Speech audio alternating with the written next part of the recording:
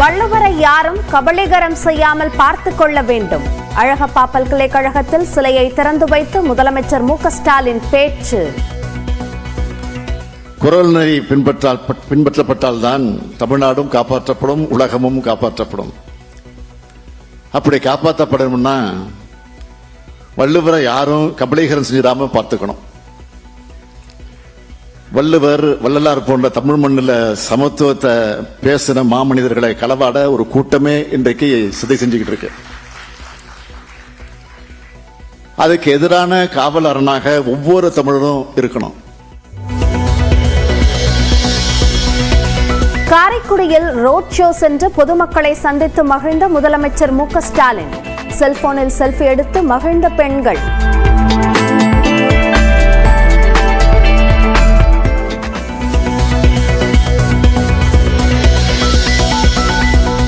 ஆளுநருக்கு எதிராக தமிழக அரசு தொடர்ந்த வழக்கு. உச்சநீதிமன்றத்தில் இன்று இறுதி விசாரணை. நிதி மேலாண்மை குறித்து தங்கம் தென்னரசு பாடம் எடுக்க தேவையில்லை என அதிமுக பொதுச் செயலாளர் இபிஎஸ் பதில். 4 ஆண்டு கால ஆட்சியில் கடன் வாங்குவதில் திமுக அரசு சாதனை படைத்துள்ளதாகவும் குற்றச்சாட்டு. நான் ஏற்கனவே சட்டமன்றத்தில் தமிழகத்தினுடைய நிதி நிலையை பற்றி குறிப்பிட்டேன். அப்பொழுது அதற்கு தகுந்த விளக்கம் அளிக்காமல் நேற்றைய தினம் ஒரு மலுப்பலான பதிலை அறிக்கையின் வாயிலாக தெரிவித்திருக்கின்றார்.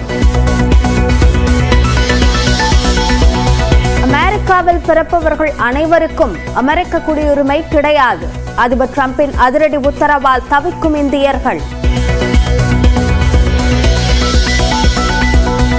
கோமியம் அமிர்த நீர் என முன்னாள் ஆளுநர் தமிழிசை பேச்சு. மாட்டுக்கறி சாப்பிடும் போது மாட்டின் சிறுநீரை மட்டும் எதிர்ப்பது ஏன் என கேள்வி. மாட்டுக்கறி சாப்பிடுவாங்க, ஆனா மாட்டோட சிறுநீரை விஞ்ஞானபூர்வமாக அது பாடப்படுத்தப்பட்டு விஞ்ஞானபூர்வமாக ஆராய்ச்சிக்கு உட்பட்டு அது மருந்தாக எடுத்துக்கொள்ளணும்னு உடனே அரசியல் கட்சிகள்லாம் தமிழ்நாட்டில் எதிர்ப்பு தெரிவிப்பார்கள்.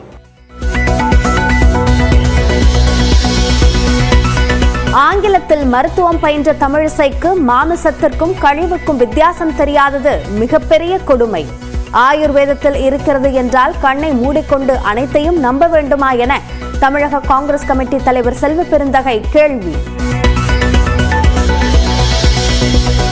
திமுக நாடகமாடுவதாக கூறும் விஜயன் தந்தைக்கு வசனம் எழுதி தந்தவர்தான் கருணாநிதி. நெல்லை பொதுக்கூட்டத்தில் திமுக அமைப்பு செயலாளர் RS பாரதி பேச்சு. உங்க அப்பா யாரு? எங்க தலைவர் கலைஞர் எழுதின வசனத்துக்கு டைரக்ஷன் பண்ண ஆள்.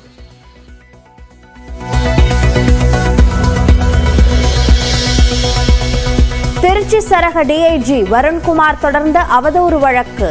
நாம் தமிழர் தலைமை ஒருங்கிணைப்பாளர் சீமான் பிப்ரவரி 19ஆம் தேதி ஆஜராக திருச்சி குற்றவியல் நீதிமன்றம் உத்தரவு. டங்ஸ்டன் விவகாரத்தில் இன்று மகிழ்ச்சி தரும் செய்தி வரும் என தமிழக பாஜக தலைவர் அண்ணாமலை பேட்டி. பாஜகவினர் டெல்லி அழைத்துச் செல்வோர் போராட்ட குழுவினரே அல்ல என அரிட்டாப்பட்டி மக்கள் குற்றச்சாட்டு. கள் குடித்துவிட்டுதான் கல்லூரிக்கே செல்வேன் என கள் விடுதலை மாநாட்டில் பேசிய சீமான். விழுப்புரம் அருகே நடைபெற்ற மாநாட்டில் குழந்தைகளுக்கும் விநியோகிக்கப்பட்டன.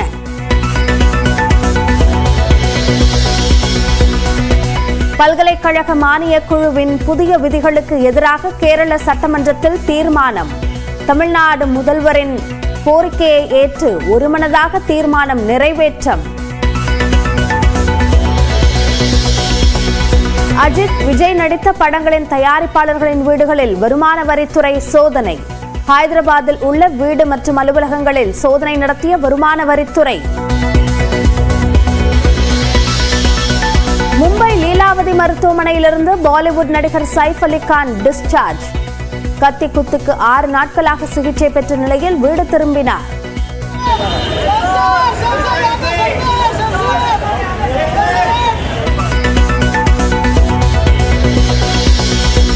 சத்தீஸ்கர் ஒடிசா எல்லையில் பாதுகாப்பு படையினருடன் துப்பாக்கிச் சண்டை. சுட்டுக் கொல்லப்பட்ட நக்சலைட்டுகளின் எண்ணிக்கை 24ஆக உயர்வு. துருக்கியின் வடமேற்கு பகுதியில் உள்ள போலு மாகாணத்தில் நட்சத்திர ஹோட்டலில் பயங்கர தீ.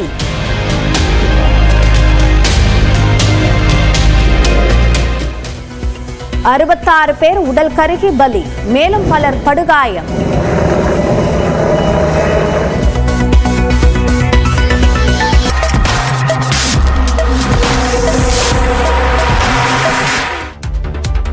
வணக்கம், இது பிரேக் ஃப்ரீ பிரைம் டைம். முழுமையான செய்திகளின் 3 மணி நேர அணிவகுப்பு. முதலில் சூப்பர் 60.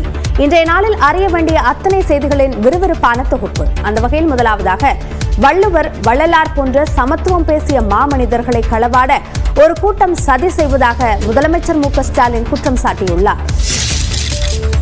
பல்கலைக்கழகங்களுக்கு அனைத்து செலவையும் மாநில அரசு செய்யும் நிலையில் வேந்தரை நியமிப்பது மட்டும் மத்திய அரசா என முதலமைச்சர் மு.க. ஸ்டாலின் கேள்வி எழுப்பியுள்ளார். 2 நாள் பயணமாக சிவகங்கை மாவட்டத்திற்கு சென்றுள்ள முதலமைச்சர் மு.க. ஸ்டாலினுக்கு உற்சாக வரவேற்பு அளிக்கப்பட்டது.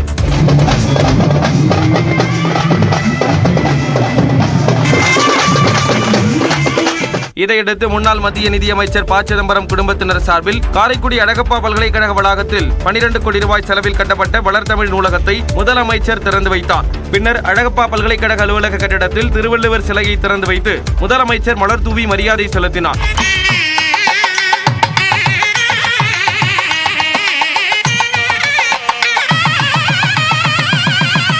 விழாவில் பேசிய முதலமைச்சர் பல்கலைக்கழகங்கள் மாநில அரசின் கட்டுப்பாட்டில் இருக்க வேண்டும் என்று கூறினார். பள்ளி முதல் உயர்கல்வி வரை ஒவ்வொரு மாணவருக்கும் பார்த்து பார்த்து திட்டங்களை உருவாக்கி செலவு செய்வது மாநில அரசு. பேராசிரியர் உள்ளிட்ட அனைவருக்கும் சம்பளம் கொடுப்பது மாநில அரசு. பல்கலைக்கழகங்களுக்கு தேவையான உட்கட்டமைப்பு வசதி ஏற்படுத்தி தருவது மாநில அரசு.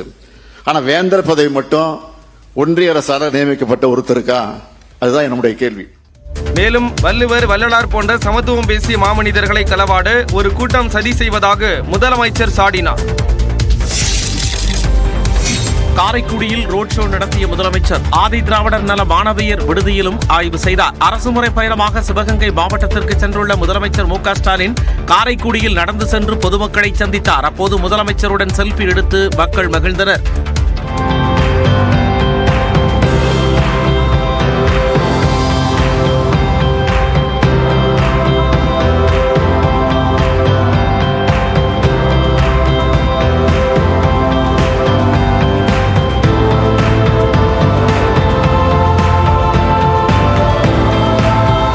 இதையடுத்து காரைக்குடி முடியரசன் சாலையில் உள்ள அரசு ஆதி திராவிடர் நல மாணவியர் விடுதிக்கு சென்ற முதலமைச்சர் அங்குள்ள வசதிகள் குறித்து கேட்டறிந்தார். மேலும் இட்லி, சாம்பார், சட்னியை ருசி பார்த்து உணவின் தரத்தையும் முதலமைச்சர் ஆய்வு செய்தார்.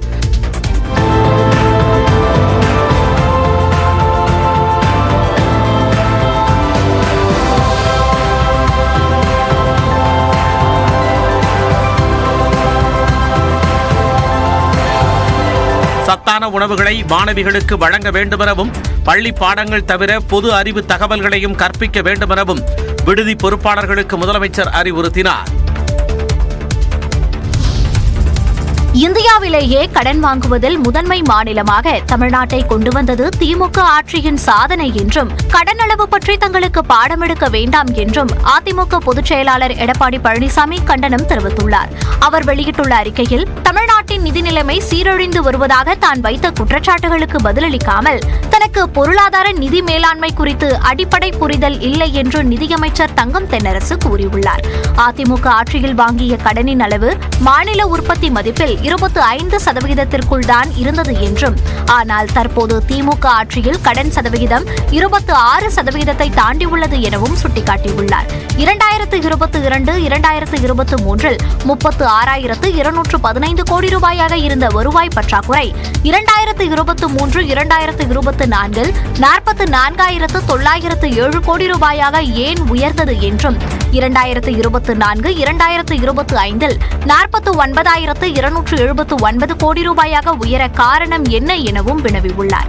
இதனிடையே சேலம் மாவட்டம் ஓமலூரில் செய்தியாளர்கள் சந்திப்பில் பேசிய இபிஎஸ், திமுக அரசு இதுவரை 3.53 லட்சம் கோடி ரூபாய் கடன் வாங்கியுள்ளதாக குற்றம் சாட்டினார். திராவிட முன்னேற்ற கழக ஆட்சியில் அதிக வருவாய் வந்திருக்குது.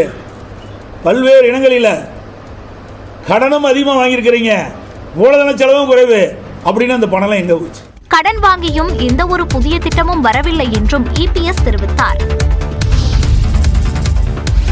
ஆளுநருக்கு எதிராக தமிழ்நாடு அரசு தொடர்ந்த வழக்கு இன்று உச்சநீதிமன்றத்தில் மீண்டும் விசாரணைக்கு வருகிறது. தமிழ்நாடு சட்டப்பேரவையில் நிறைவேற்றப்படும் தீர்மானங்களுக்கு ஒப்புதல் அளிக்காமல் இருந்தது தொடர்பாக ஆளுநருக்கு எதிராக அரசு உச்சநீதிமன்றத்தில் வழக்கு தொடுத்தது. இந்த வழக்கு கடந்த வாரம் விசாரணைக்கு வந்தபோது மத்திய அரசின் சார்பில் ஆஜரான வழக்கறிஞர் வழக்கை ஒரு வாரத்திற்கு ஒத்திவைக்க வேண்டும் என கோரிக்கை விடுத்தார். அதற்கு தமிழ்நாடு அரசு சார்பில் ஆஜரான வழக்கறிஞர்கள் அபிஷேக் சிங்வி, வில்சன் ஆகியோர் எதிர்ப்பு தெரிவித்தனர். மேலும் பல்கலைக்கழக துணைவேந்தர்கள் நியமனத்தில் ஆளுநர் குறுக்கீடு செய்வதாக கூடுதல் மனுவை தாக்கல் செய்த அவர்கள் அவசர வழக்காக விசாரிக்க வேண்டும் என கோரிக்கை விடுத்தனர்.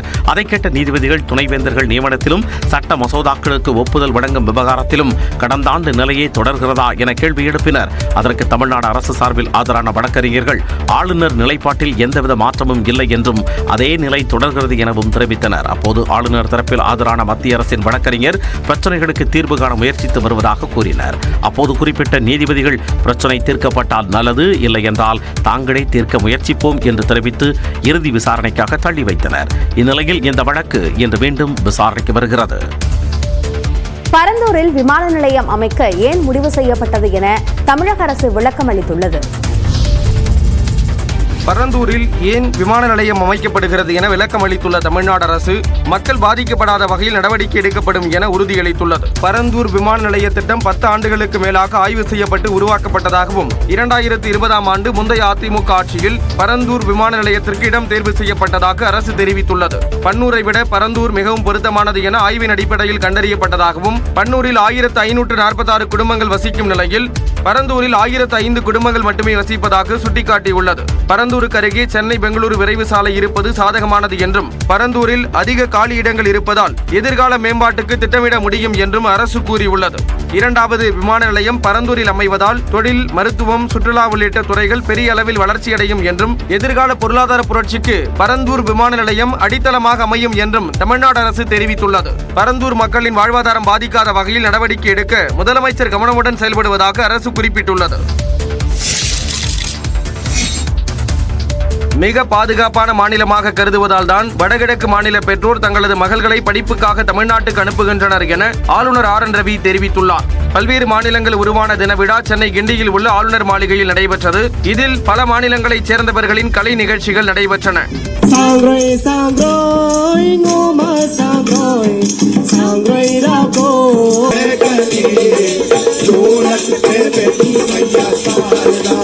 விழாவில் பேசிய ஆளுநர் RN ரவி தமிழ்நாடு பாதுகாப்பான இடம் என வடகிழக்கு மாநில மக்கள் கருதுவதாக குறிப்பிட்டார். We know that people of Northeast, when they send their children for a study, for higher studies, when they know that their children have come to Tamil Nadu, they feel very comfortable. Especially when their daughters there come, they know that no problem. They don't have that confidence if they go to Delhi, because Delhi they are not very safe. Very safe. They feel that no. மேலும் தமிழ்நாட்டிற்கு வரும் பிற மாநிலத்தவருக்கான விருந்தோம்பல் சிறப்பாக இருப்பதாக ஆளுநர் கூறினார்.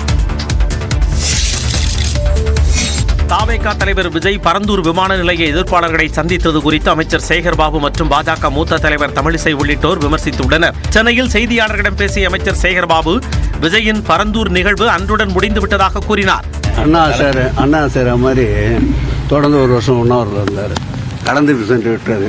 நாங்கள் மக்கள் பணியை காலையில் சூரியன் உதிப்பதற்கு முன்பாக ஆரம்பித்திருக்கின்றோம்.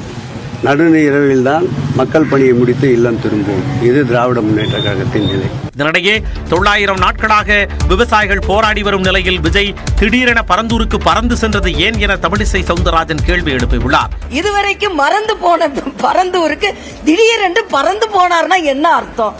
சினிமால நடிக்கும் போது பரந்தூர்ல நம்ம காதுலே விழாது, டேக் மட்டும்தான் போகும். இப்ப டேக் ஆஃப் ஆகணும். நீங்க இவ்வளவு வருஷம் கழிச்சு இடத்த மாத்துங்கன்னா ஏன் முத நாளே வந்து சொல்லல? இன்னொரு இடம் இருந்தா சொல்லுங்க. விஜயின் பரந்தூர் பயணத்தில் இருப்பது சுயநலமா பொதுநலமா என்பதை மக்கள் புரிந்து கொள்வர் எனவும் தமிழிசை குறிப்பிட்டார். மதுரை டங்ஸ்டன் சுரங்கம் குறித்து மகிழ்ச்சியான தகவல் இன்று மாலை வெளியாக வாய்ப்புள்ளதாக பாஜக மாநில தலைவர் அண்ணாமலை தெரிவித்துள்ளார். மதுரை மாவட்டம் அரிட்டாப்பட்டியில் டங்ஸ்டன் சுரங்கம் அமைக்க ஹிந்துஸ்தான் நிறுவனத்திற்கு மத்திய அரசு ஒப்பந்தம் வழங்கியது. இதற்கு அரிட்டாப்பட்டி சுற்றுவட்டார கிராம மக்கள் எதிர்ப்பு தெரிவித்து தொடர் போராட்டத்தில் ஈடுபட்டனர். டங்ஸ்டன் சுரங்கத்திற்கு எதிராக தமிழ்நாடு சட்டப்பேரவையிலும் தீர்மானம் நிறைவேற்றப்பட்டது. இந்நிலையில் மதுரையில் இருந்து பாஜக நிர்வாகிகளுடன் டங்ஸ்டன் எதிர்ப்பு குழுவைச் சேர்ந்த 7 பேர் டெல்லி சென்றுள்ளனர். மத்திய கனிம வளத்துறை அமைச்சர் கிஷன் ரெட்டியை இன்று சந்தித்து பேச உள்ளனர். இதனிடையே டெல்லி செல்லும் முன்பு சென்னை விமான நிலையத்தில் பேட்டியளித்த அண்ணாமலை இன்று முக்கிய அறிவிப்பு வெளியாகும் என கூறினார். மகிழ்ச்சிகரமான அறிவிப்பு அங்கு இருக்கக்கூடிய எல்லா மக்களுக்கும் வரும், அதில் உறுதியாக இருக்கின்றோம். மத்திய அரசு இது பிரச்சனை என்று தெரிந்த பிறகு ஒரு நிமிடமும் இதற்கு சொல்யூஷன் கொடுக்க முயற்சி பண்றாங்க. இதனிடையே பாஜக நிர்வாகிகளுடன் சென்றவர்கள் போராட்ட குழுவினரே அல்ல என்று விவசாயிகள் குற்றம் சாட்டியுள்ளனர். இதுவரை எங்களுக்கு இந்த போராட்டத்தில் கலந்து கொள்ளாத நபர்களே இப்ப பாரதிய ஜனதாவிலிருந்து ஒரு 10 நபர்களை அழைத்து டெல்லி செல்கிறார்கள். அவர்களுக்கு இந்த ஒருபோக சாவடி விவசாயிகளுக்கும் எந்த சம்பந்தம் இல்லை. தங்கள் போராட்டத்தை சீர்குலைக்கும் சதி திட்டமாக இருக்குமா என அஞ்சுவதாகவும் அவர்கள் கூறினர்.